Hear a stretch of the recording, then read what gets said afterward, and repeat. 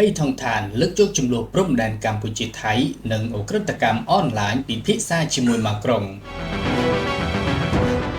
កាលពីថ្ងៃសុក្រទី27ខែមិថុនាឆ្នាំ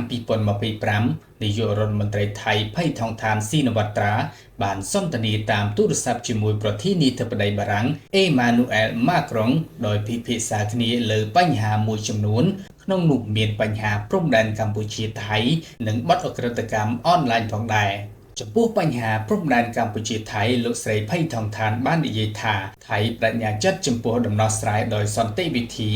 មានចេតនាស្មោះត្រង់ដោយឈលលើមិត្តភាពជាមួយអ្នកជិតខាងល្អឯកភាពអាស៊ាននិងច្បាប់អន្តរជាតិលោកស្រីជឿជាក់ថាកិច្ចចរចាទ្វេភាគីគឺជាមធ្យោបាយដ៏មានប្រសិទ្ធភាពបំផុតក្នុងការស្វែងរកដំណោះស្រាយប្រកបទៅដោយស្ថាបនានិងផ្ដល់ផលប្រយោជន៍ឲ្យគ្នាទៅវិញទៅមកប្រទេសថៃនៅតែបន្តគាំទ្រការងាររបស់គណៈកម្មការព្រំដែនចម្រុះកម្ពុជាថៃ JBC